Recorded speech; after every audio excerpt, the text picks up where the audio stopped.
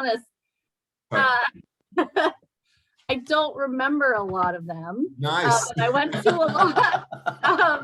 I do remember I went to a punk festival in Tahoe, and I don't remember anything about it except for falling down in the snow a lot and waiting in line for the bathroom. So I couldn't really tell you anything else that happened. But yeah, luckily, I know I had fun.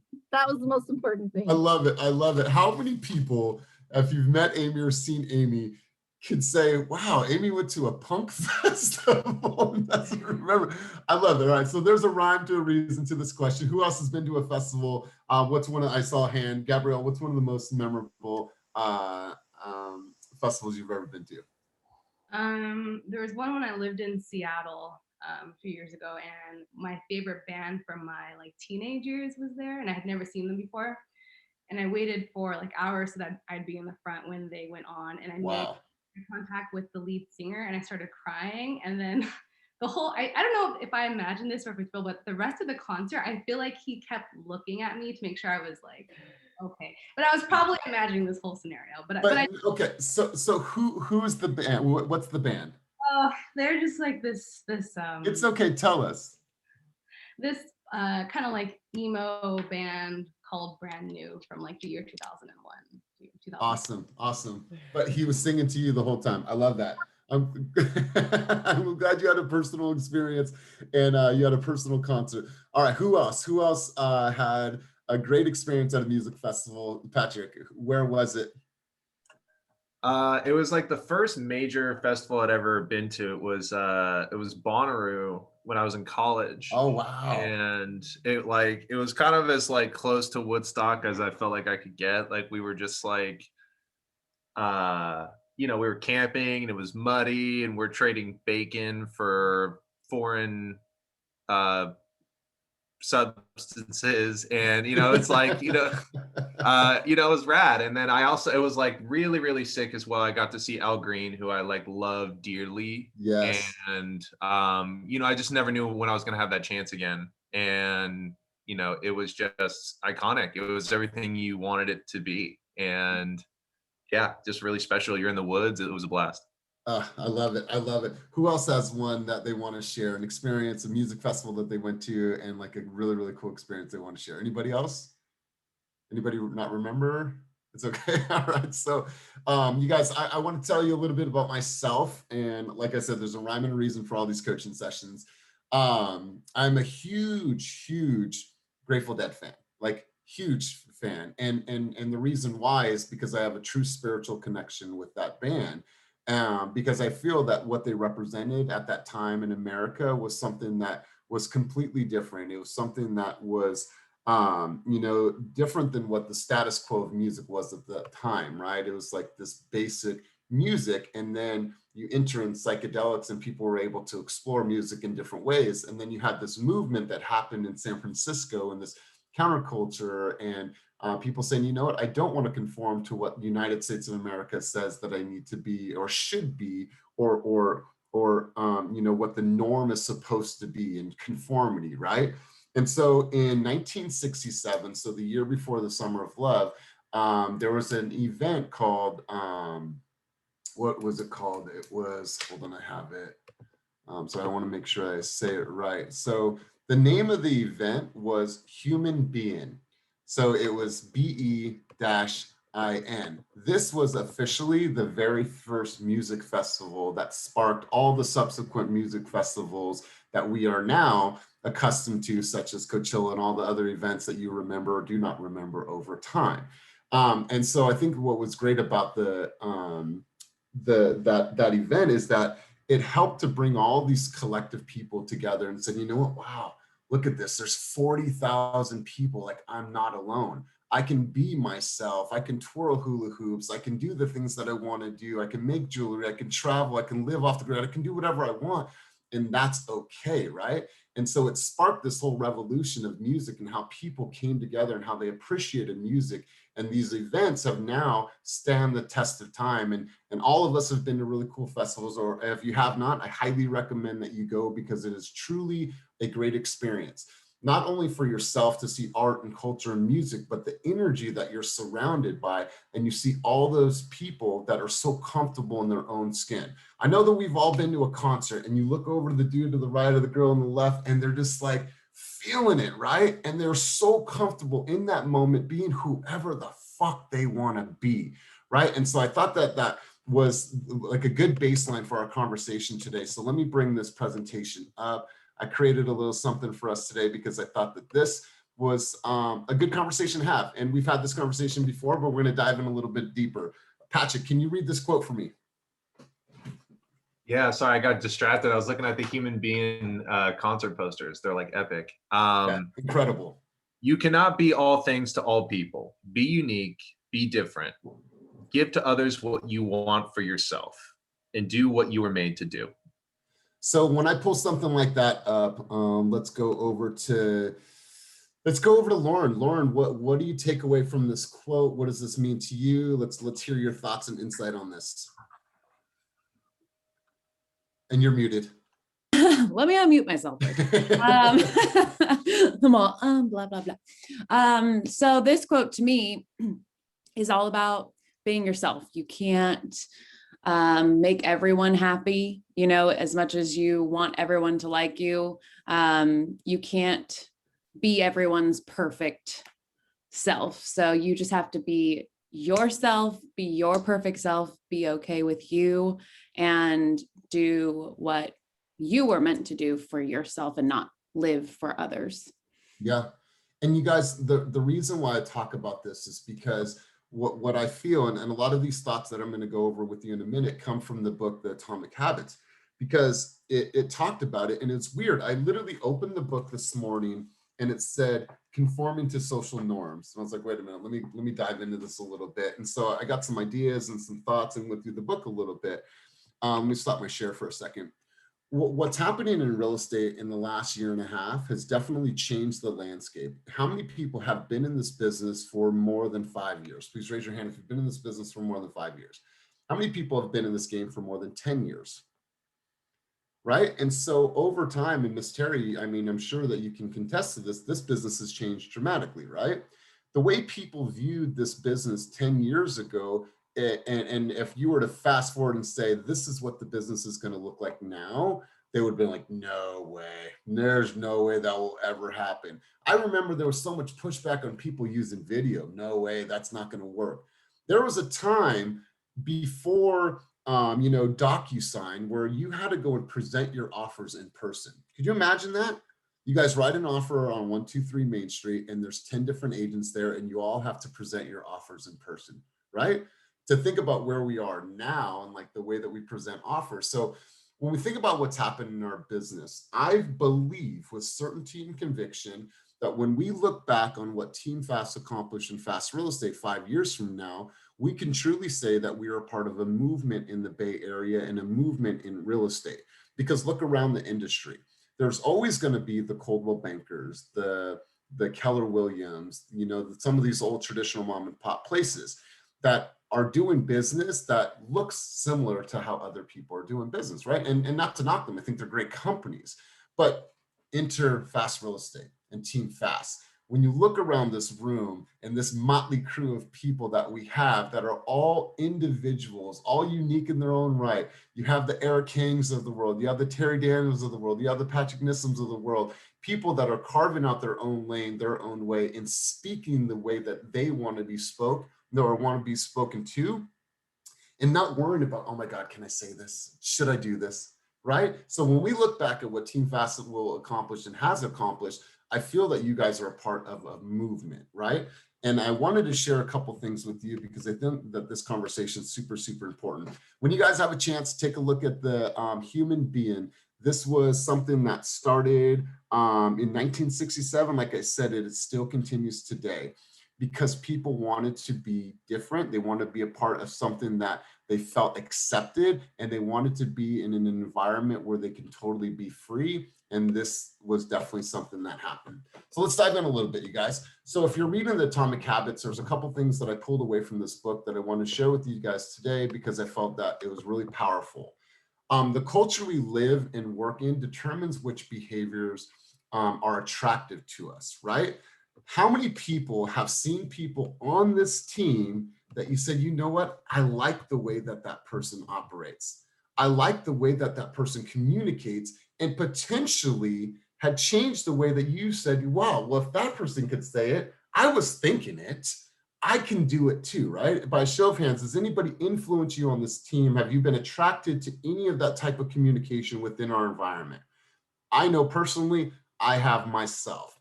It says here, one of the most effective things you can do to build better habits is to join a culture where, first off, your desired behavior is the normal behavior, right? You already have something in common with the group. And those two things right there, I think, are powerful, because when you look at this group and the people that you're around on a daily basis, now we can see each other in person. Your desired behavior is the normal behavior, right? Sometimes we're still fearful of being just whoever the heck we are, right? Because of what? Because of conformity, because of what social norms are. I think if you have never felt that you can be yourself, I'm hoping that in this environment that you were able to finally say, you know what? That's what I've always wanted to do. Now I finally feel like I have the ability to do so. That's why this hit home for me. The normal behavior of the tribe often empowers the desired behavior of the individual. Think about that, right? So many times I hear this. It's the energy, it's the culture, it's the vibe, it's the team, it's the atmosphere. When you look around, you guys, I believe that this tribe is going to empower you not only in business, but off the field as well, because it will help you really lean into who you are. Jeff Phillips said this once on an early coaching call, that what he has found during his time with us, and I think that he thanks you guys for all the people that's been around him and influence him. He's like, I feel like I'm walking in my purpose now, right? Think about that, walking in his purpose. You know what I told Jeff to do yesterday? I said, fucking rock that fro and do like a whole follow the fro on fucking social media, right? It should be a hashtag follow the fro wherever he's at, and do like a whole social media campaign on his fro. And so he's like, you know what? I like that. I like that. I told him he's like a young Malcolm X when he talks, but you know, it's something that he felt comfortable with. And so Jeff, are you on, bro? Yes, sir. You want to talk a little bit about this? When we talk about the normal behavior of the tribe often empowers the desired behavior of the individual. You want to talk about that for a moment? Yeah, definitely. When I first came here, I was like, I want to be in a place where I can be myself and I can fully thrive, because I knew that's where I would be the most impactful. Thank you, Spider-Man. But when I got here and everybody was like, and literally the hashtag line was be you, but be fast. I was like, this is it. Like, this is where I'm supposed to be, because then you got Eric coming in, rocking his craziness, and like you have everybody being themselves, and it just allowed me to be liberated. And that's really, there's a poem that says, like, when you allow yourself to be open to be yourself, you allow others to be influenced by that. And that is literally, of course. And that is exactly, you are Isaiah. Thank you. And that's really what we have here in this culture here. And that's why I'm so thankful for it. So thankful. And I knew I wanted to go to a place that wouldn't tell me, hey, that didn't align with our brand. You speaking up for the people, that doesn't align with our brand. You having that fro, you know, that doesn't align with our brand. You should take your business more seriously and cut your hair. I never got that. I got all love from here. Man, I love it, brother. I love it. Eric, I know you're driving, my man. We're talking about, you missed the first part of it. We talked about where music festivals started, how it really created this subculture and this counterculture, and then really talked about, being in an environment where you can truly be yourself, and your habits are formed by the people that you surround yourself by. And so, Eric, somebody that came into this environment, it's really changed over the last couple of years. Do you want to speak about this? Sure. Good morning, everybody. Yeah, I don't know. Before Team Fast, I was at KW, and I'm sure you've heard me say this before, but I just didn't feel right. You know what I mean? Like you know, I'd wear jeans to the office, and they'd say no jeans, and I'm like, what? No jeans? That's so whack. I'm not even seeing clients today. Like, what the fuck? But then I started seeing like Kenny like posting videos of him drinking Tito's and shit all the time, and I was like, man, this guy is just being himself. He doesn't give a fuck. So I don't know. That was really appealing to me, and to be a part of a team where they embrace your uniqueness. I think is really really key. I mean, I don't know. That's always what I strive for. So it just kind of makes sense. And then as far as being in a tribe that the culture influences you, I mean, it's like, yeah, duh. It's like when you're surrounded by other people that are producing and killing it. I mean, it gives you that motivation and inspiration to do that yourself. And I feel like our team, it's really cool because it's so collaborative and everyone's so willing to help. Like when I was at KW, it was like, man, if I wanted to pick the brain of some top producer, it was like a big, I don't know, you know what I mean? It wasn't like a comfortable thing to do there. It wasn't encouraged like it is on our team. So I think that is like, especially for newer agents, and I'm a newer agent still, and it's really cool to like pick the brains of other people that have been doing this for a while and learning from them, and also spreading that wealth to the other new people. So it's been really awesome, and that's honestly probably my biggest reason why I love the team, for real. Love it. Appreciate your insight, brother. So let's go to number 3 here. It says here that, let me move my bar here. All right, so it says here, we tend to imitate the habits of 3 social groups. It's the close, right? Family and friends. Like, man, I want to be like my father. I want to be like my mom. I want to be like my big brother. That's a norm, right? The many, the tribe, and then the powerful, those with status and prestige. In the context of this conversation, it's never to say I want you guys to be anybody other than yourself. But what happens in this environment is that you get to see all the success and all these people at all the different ages and demographics and all different walks of life walk into this environment and be successful. So it shows you that you don't have to be one way in order to be successful in this business. And I think that for many years, there was a lot of conformity, like, hey, you have to be this way, you have to drive this type of car, you have to look this way in order to have the type of success that you wanted. But now that's completely changed. This business is all about you. Whatever you want the people to know about you, then do that. And you're going to find your followers, you're going to find your tribe, you're going to find the people that really relate to you on a different level. And if they don't, then it's all good. There's many more opportunities out there for you. I had an opportunity to listen to one of Eric's calls this morning. He was following up with the client.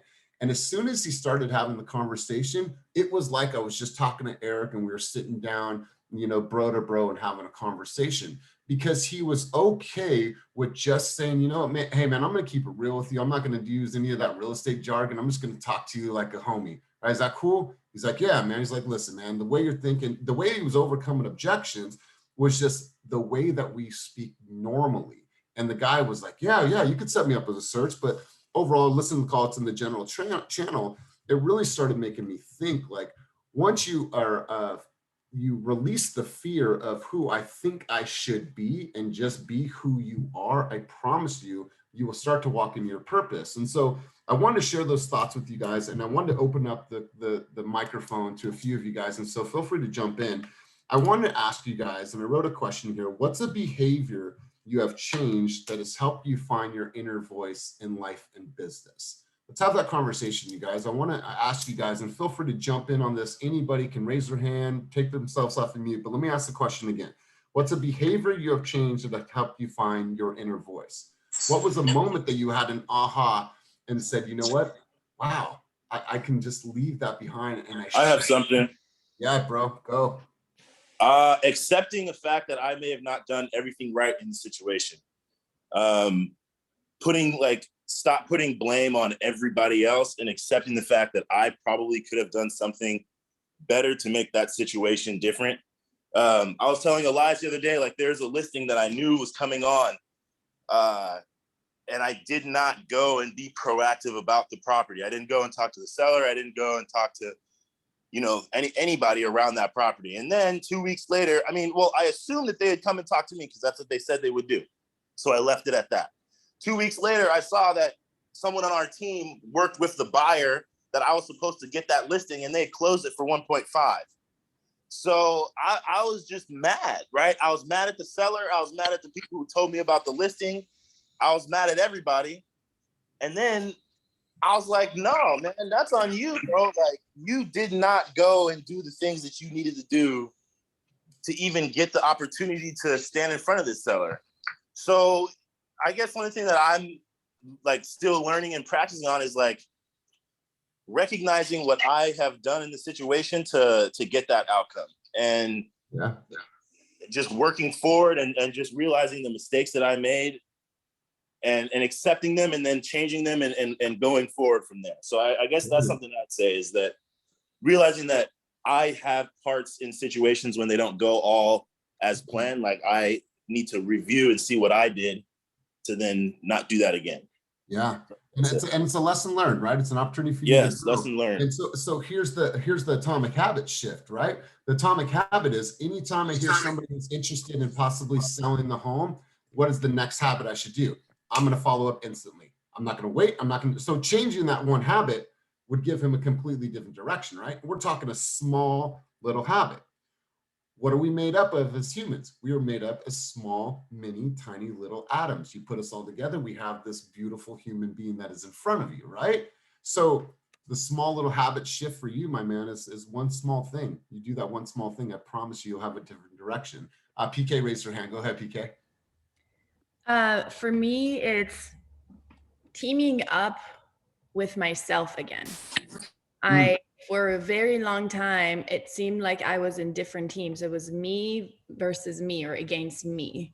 I had a lot of self-criticism, self-judgment, so many fears, and I was spending so much time in my own head and like coming up with all these like, is that okay? Was that okay? I didn't go to the gym. That means I'm lazy. Is that like so many different like ways of just putting myself down and disappointing myself and allowing myself to be disappointed. And I think at some point, probably 3 months ago or something, when I actually I decided to join Team Fast. And the self-criticism for myself was that, see, you can't commit. You're leaving another team. You're, coming up with excuses why this is not right for you. And you're jumping again because you're afraid of commitment.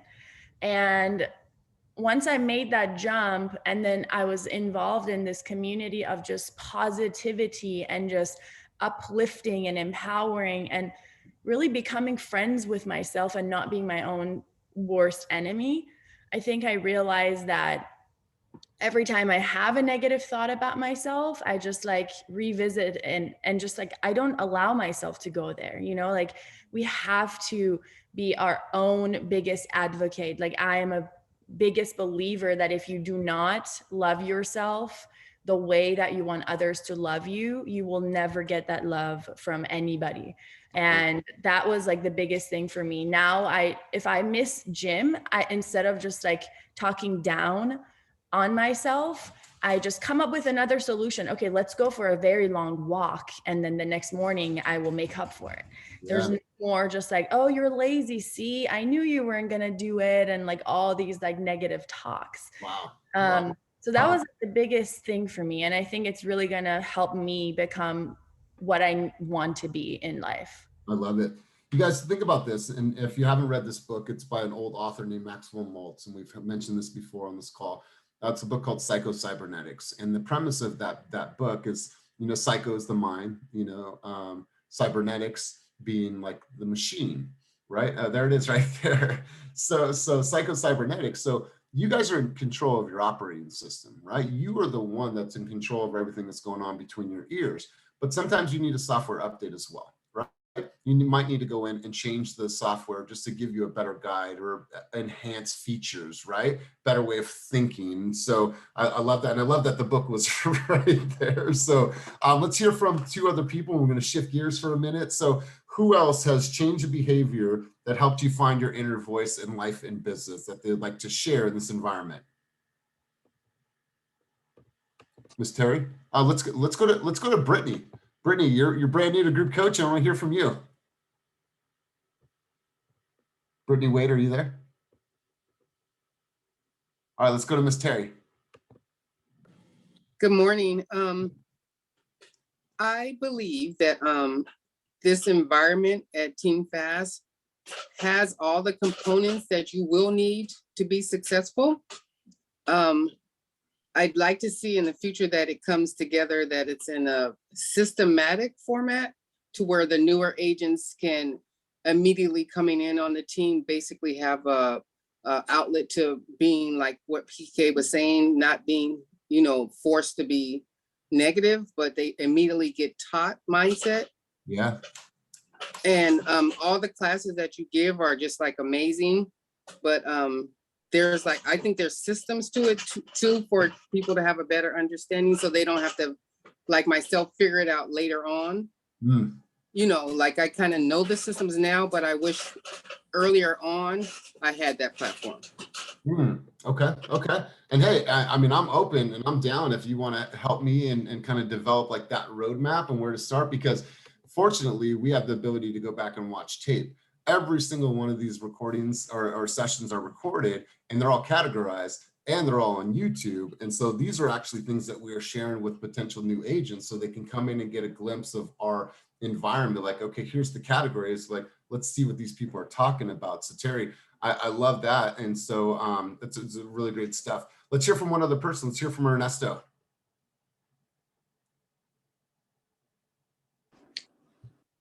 All right, so we are going to move on from Ernesto. Elias, may I say something? Yeah, go ahead, Jay. Asking for help. Learn that on Team Fast.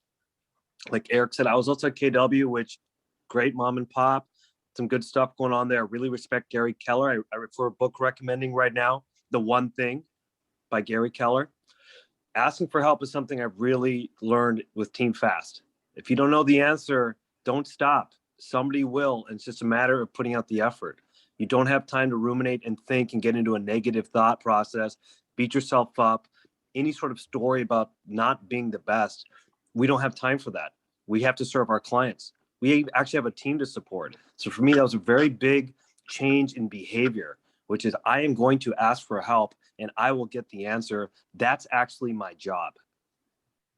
Yeah, beautiful. Love it. Love it. Ernesto, let's hear from you, brother.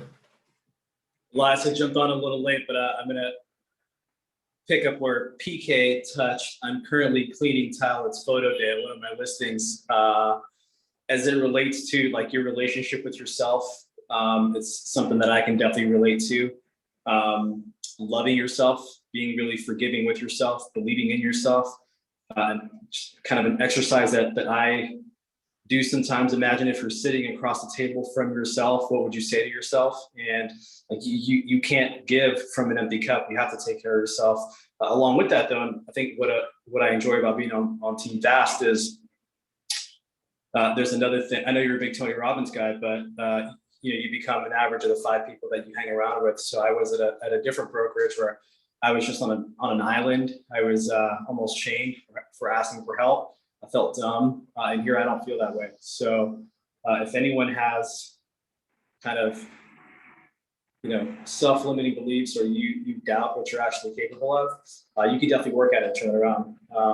So that's encouraging. Beautiful. And hey, man, hats off to you out there cleaning the listing out there you're in San Francisco already, right? My man. Yeah. Got home at midnight last night, got here at 7 a.m. I love it. I love it. So you guys, I was inspired this morning listening to Eric's call. That if you guys haven't heard this call, you guys got to go and check it out. It's in the general channel, but let's have a conversation. I want to go through this. I think that this is powerful.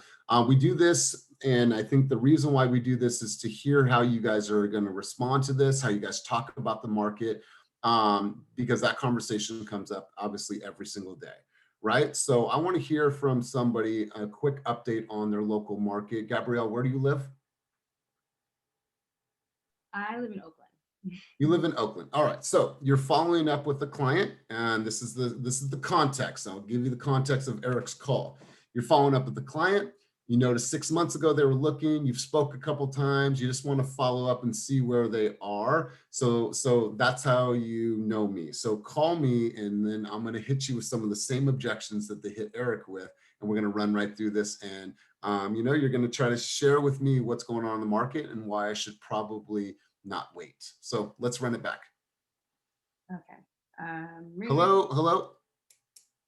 Hey, Elias, this is Gabrielle. How are you doing?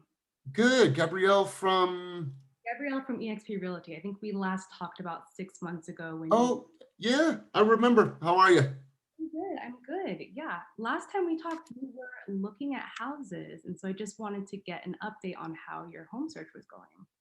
Dang, Gabrielle, it's like we were actually just sitting here looking at Zillow last night, and it's like I feel like we missed our opportunity. It's like I feel like we're totally priced out. Everything that we're looking at in the Laurel and the Diamond District and in the Eastmont Hills, it's like I can't go over $1 million. So it's like I feel like we should just probably wait because I feel like we're totally priced out right now. Yeah, no, I can understand why you feel that way. The market is still really hot. One of the reasons why the market is so hot is because for buyers, interest rates are still really low. So that's fueling a lot of that interest on buyer side and spurring them into action. So have you kind of been keeping up on what's going on in the market from that perspective? Yeah, and we have our stocks and everything, and we just feel like, man, like I just don't know. I just think that we're completely priced out right now. Okay. Well, there are some strategies that we can do to get folks into a home that they really love, where there might be less competition. Our team has a group of over 130 agents, and we have a pretty big off-market catalog. So sometimes tapping into those resources can help you look at homes before they get on the market, and so there's less competition there. So that's one way you can kind of avoid that competition. And do you think that the market's going to change over the next 6 months? And do you think that we're going to get into an environment where prices are going to change? That's a really good question. I think that there will maybe be there will continue to be some shifts in the market, but what I would say is think about the long term. When you first started looking for a home 6 months ago, what made you want to start taking that step? Yeah. We want to build this for our family. Okay, so I would definitely look at it from that perspective. So there may be some short-term challenges that you'll run into, but we don't want that to be a roadblock. We want to think of long-term, and with that same mindset, we can definitely find a way to strategize and be successful in this market despite the competition. Wow, let's pause there. Let's give Gabrielle a giant round of applause. So she says she gets nervous in this environment, but every time I've pushed her and we've had role play sessions for her buyer's presentation, like absolutely killed it. I think one thing you did really, really well is that you weren't scared of whatever they were saying, right? You were meeting them, but then giving them almost from a sense of empathy and understanding, like, yeah, I totally understand, but then you took me back. Something I heard on Eric's call is like, listen, man, the prices might, not go up, but interest rates are low here. But think about when your parents bought a house in the 80s, interest rates were between 13 and 18%. People still bought a house because it was about the long-term game, right? And Terry's shaking her head because, interest rates they went up to 18% in the 80s. And so I think the things that you're saying helps me realize. And then the conversation ended with Eric, like, hey, I'm going to set you up on a campaign to where you're going to get listings. Let's stay in the fight. Let's continue to look at houses. And I'm here for you, brother to brother, man to man. Like, it was just such a positive conversation. I think that you'd get the similar results. So that was really, really good. Let's give her a reaction. Let's give her a round of applause. That shit was fire. All right. So let's go over to Sasha. Are you there? All right. Yeah, I'm here. Yeah. Okay, brother. You ready? Yeah, let's do All it. right, some context for you. Same thing, my man. I was on Zillow about 6 months ago. That's fine. We had a couple conversations. You're going to give me a quick update on the market, why I should think about selling, or think about buying now and not waiting. Wait, sorry, Elias. You were cutting out. Could you just start over real quick? My bad. All right, same context for Gabrielle. I'm in Lead Pond. You're following up with me. We spoke about 3 to 6 months ago, and you're just following up with me. and I'm gonna hit you with some objections and the things that why I want to wait. So Okay. let's run it back. Hello, Oh, hey, what's going on, Elias? How you doing? I'm good. Who's this? This is Sasha. How are you doing? I just wanted to follow up with you. We were speaking a little bit recently about your home search. Just wanted to see how you're doing with that. Yeah, Sasha. I don't know, man. I feel like we missed our opportunity. I remember our conversation. I feel like, man, we drug our feet, and I feel like we should have bought in December. And I feel like now we're getting priced out of all these neighborhoods, particularly in Maxwell Park and the Diamond and the Laurel. So I don't know, man. I think we're gonna wait until the bubble crashes. Yeah, man, I totally understand what you're feeling, and a lot of people are feeling that way. I've got great news for you though. This summer, as we kind of climb into the summer, I've been noticing kind of a little bit more inventory. A little bit more. The market's kind of slowing down just a little bit. So if you just keep your eyes open and just kind of look around, like keep your search alive. Just don't get down as we climb into these months. I really believe that you'll have a lot more options on the table. You'll be able to kind of expand your search a little bit. So just stay up, man, and I'm here with you just to help you out. I can guide you with that, guide you along with the process. What do you think about us waiting a year, man? I was thinking like we wait a year and then see if the prices change. It's tricky to do that because it kind of depends on kind of your long-term plans, I would say, but also just in terms of where we're at right now as a historical interest rate situation, it's historically low. So just waiting might cause problems with that in that respect. Let me just ask you this, Elias, how long are you looking to, is this sort of a, you're going to settle down for a long time, or are you going to just kind of flip the home real quick? Well, what are your plans? No, we plan to live there for about 10 years at least. Okay, 10 years at least. Well, then, you know what? I would say that this is really a great time to look into a home, because not only are the interest rates low, but real estate in general historically is probably your best investment that you can possibly make. So if you wait, looking at 10 years like you just said, I can almost guarantee you, I can't guarantee anything in life, but real estate in terms of investment purposes, I really could see a lot of value coming into any home that you pick, and I think that it would be a great decision for you and your family. I mean, let's stop there. So brand new agent, right? Brand new agent. He's got his first contract. It's for his family. It's for the home that they're going to live in. But Damian, what are some things that you heard from Sasha as well as Gabrielle? What are some things that stood out for you? There's mute.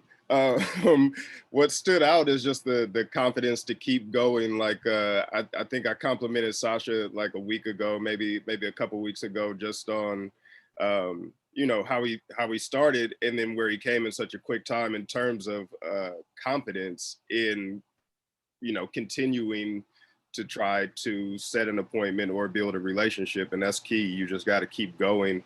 And Gabrielle, I mean, obviously she sounds like a pro. I don't know where she sold whatever she sold, but people bought it and they will again. So right? Yeah, again, they sound really good. I'm taking notes from even the new people, because again, it's obvious they're doing their homework, and so we can all continue to learn from each other. And That's right. is another example. Yeah. The collective wisdom, right? Because I think that Sasha, you brought up a great point. When I was listening to the call, and you got to think about this, right? Well, Mr. and Mrs. Buyer, how long do you plan to live in this home? Well, we plan to live in this home for probably the next 3 to 5 years and then move to San Diego. Hey, Mr. Buyer, I'm going to be the first one to tell you that this might not be the best investment for you, right? If you're thinking about selling this home in 3 to 5 years, the chances of you being truly into positive equity, knowing that we have to overpay a little bit in this market to be competitive, obviously, and to win, I don't think that this is a great opportunity for you, and from an investment standpoint. Now, if you're thinking about living in this home, building a family, growing your kids in this home, going to the same schools and living in this community, I believe that the long run, yeah, you're absolutely going to build it. Think about where we are as a society. Over the last few years in the Bay Area and in the nation in general, but let's just think about here in the Bay Area, people have created tremendous amounts of wealth, right? Firsthand and foremost, people that have bought a house 5 years ago in the Bay Area that are sitting on incredible amounts of wealth right now, right? So helping them realize that we are one of the best opportunities for real estate. Is it going to be tough to get into a home right now? Totally. But what's going to happen 5 years down the road? This business is cyclical. We don't have a crystal ball of what's going to happen, but the chances of them growing appreciation on their home over the next 5 to 10 years, like Sasha said, we make no guarantees, but history has told us that you're probably going to make some really good money off this investment. So loving the conversation, love what I'm hearing. Aaliyah, let's hear from you. So same context. So you're giving me a call, and we're just going to go from there. You followed up with me. We spoke about 6 months ago, and now you're kind of shaking the tree and seeing what is going on with me. Hi, Elias. This is Aaliyah with eXp Realty. How are you? I'm good. What's up, Aaliyah? Good. Cut. Wait, running back. Okay. All right. Hello. Okay. Hi, Elias. This is Aaliyah with eXp Realty. Is this a good time? No. Okay. Run it back. Running back. Hello? Hi, Elias. This is Aaliyah with eXp Realty. How's everything going for you? It's good. What's up? Good. I was just calling actually because I wanted to follow up with you. I know that you were looking at homes a couple of months ago, so I just wanted to check in. How's everything going with that? Yeah, we just decided that I think that we got priced out. I think we waited too long. I think that we should have probably bought in December. I'm just seeing everything go crazy amounts over asking. I just think that, we kind of missed our time. Yeah, I mean, it's so crazy right now. I totally feel like the stress around that. We're seeing the market and homes are going over asking. But tell me, I just want to go back to your original goal. What was your original goal? What made you start looking at homes and considering purchasing a home in the first place? I mean, we pay $3,600 a month for rent right now. And that's really the motivation for it, is I wanted to build this for the family. Yeah. $3,600 a month. I mean, when you think about it, it could be going towards your own mortgage and you could be building equity. So I totally understand why you would want to put that money towards yourself and your future, and investing towards your future. So let me ask you this. The market is crazy. I know, I totally understand, but my job, as someone who can guide you through the home buying process would be just to keep you updated on homes that come onto the market that fit your criteria, that fall into your financial ability. Would you be open to going out and looking at homes if I find a specific home or specific homes that fit into what you're looking for? Yeah, I would. Awesome. So what about over the next couple of days, I'll send you a couple of properties. You let me know if you like them. Let me know what you like and what you don't like. And so that I can continue to just critique the searches for you. And then this weekend we can go look at homes. Cool. I love it. We'll pause there. Really, really good stuff. Let's give Aaliyah a round of applause. I know it's tough in this environment. Here's what I heard you say that I think was really good. If I could, would you? You guys think about that. And I think that should be something that's, especially if you're going into the lead pond, if I could, would you? If I was able to find the house in the right area, right price point, would you go and see it? And I love what you said there. Here's the thing, you guys. Most of the people see the new shiny object, right? When they're looking for a home, it's easy for them to be like, oh, look at that, the new paint, the new cabinets, the floor, that backyard, it's manicured. Maybe, Mr. Buyer, we start looking at the ugly houses. Maybe we start looking at the ugliest houses in the nice hit neighborhoods. Maybe we look at the houses that need a little bit of sweat equity. Maybe we do some campaigns in that area to where now that I can knock on doors, I start seeing who in that area wants to sell their home. Are you open to other areas? How far out would you drive? Have you expanded your search, right? And start getting them to think about other opportunities, other areas, and let them know that we do have some great ideas and strategies, and it's your job to keep them in the fight. So Aaliyah, I absolutely love what I'm hearing. Let's hear from one other person. So let's hear from Kelly O'Gorman. Kelly O'Gorman has been working with clients deep in the thick of things. So Kelly, Let's do this. Give me a quick update on the East Contra Costa market, particularly Brentwood, Antioch, and Oakley. What to expect? We've been looking for homes out here. How is the market? How competitive is it? Bring us up to date because we want to buy a home out in that area. Am I calling you or am I just? Yeah, we're just having a conversation. Okay. Yeah. So how is that market out there? Because we would love to find a home, but we hear it's really competitive. Honestly, it's pretty wild out there, but the market is slowing down a little bit. You know, there are a lot of homes coming onto the market out there.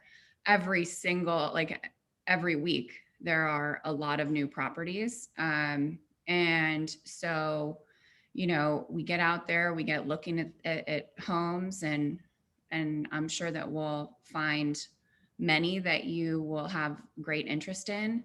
And then from there, I just have to try to work my magic and get as much information from the listing agents as I possibly can to make sure that we come in at a competitive number with competitive terms. And, you know, some people are really overpaying for stuff out there right now, but obviously that's not what we want for you. So we'll just have to be honest about, you know, get real about what's happening and make sure that we find you a property that you don't have to overpay by, you know, $100,000. Cool. Good stuff. I love it. I love it. So you guys, I really love these conversations because I get to hear how you guys respond to things because it's important that you guys have these things down to a science, right? To be able to, every morning I would put on my calendar, read the market updates. I would go in and read at least 2 to 3 different articles so that way you're feeding your mind. So when a client talks to you and they want to know about the overall market, you're able to really have an intelligent conversation about what's happening locally, what's happened nationally, and how this is going to drive prices upward or downward, and talk about trends and patterns. So there's always something fresh to speak about, because the last thing I want any of you guys to do is feel that this is monotonous, or you feel like you're saying the same shit, or you don't have anything fresh and new to talk about, and you don't have any new dialogue. You should be constantly feeding your mind with new dialogue. So anytime somebody hits you with an objection or they want to have a conversation about the market, you have all these thoughts. You know, I just read an article on CNN this morning and it stated X, Y, and Z. I actually just read a housing report yesterday from List Reports and it stated X, Y, and Z. So it gives you hooks, it gives you dialogue, gives you the ability. What are some of the market update references you guys are using? So Melissa, if you go into Slack and you go to market updates, there is copious amounts of articles, and then the weather report for East Bay Weather Report from the Association of Realtors, East Bay Association of Realtors. That is probably one of our favorite reports. But Melissa, tons and tons of information in the market updates channel. So all right, let's go around the room and hear some of your takeaways. We talked about a lot. We talked about music. We talked about culture. We talked about vibe. We talked about tons of things today. So Brianna, I want to hear from you. What were some of your takeaways from today's session together? Brianna Wilson, sorry. Hi. Hi.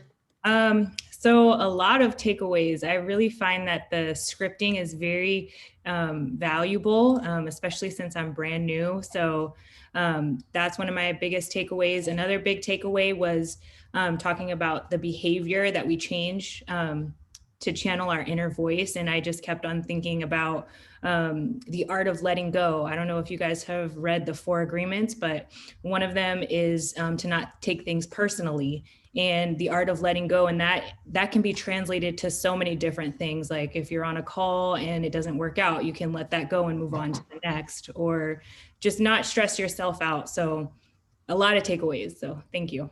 I love it. I love it. Let's hear from Daniel Johnson. Daniel Johnson, what were some of your key takeaways from today's session together? Habit stacking is one thing that came into mind. Pretty much what you just said, reading articles every morning. So I like to read in the morning.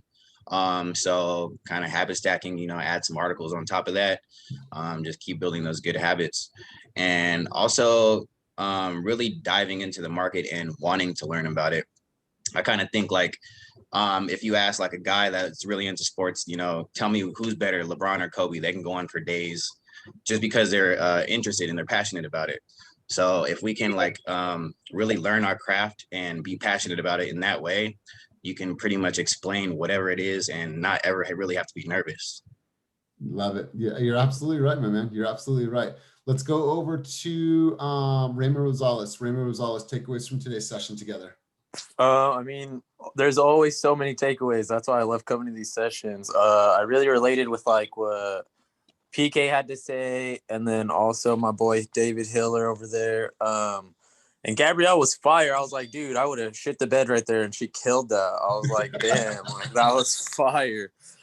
So just so many takeaways. I'm telling you, it's so good from everybody. It's always, you know, always picking up new things that I can learn and, you know, use when I'm talking to clients, and solid.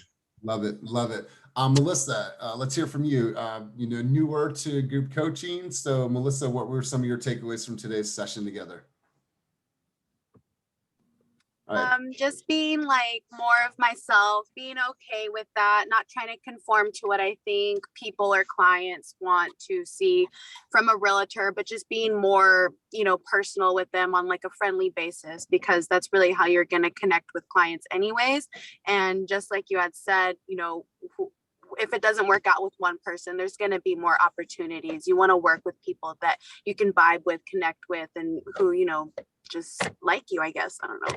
Totally. For Totally. you, not because you're trying to be somebody else. That's right. That's right. Good stuff. Let's hear from Brittany. Brittany, are you available? I know that I called on you earlier. Are you available? Brittany Wade going once. Brittany Wade going twice. All right, cool. So we will go over to Amy Imhoff. Amy Imhoff, takeaways from today's session together.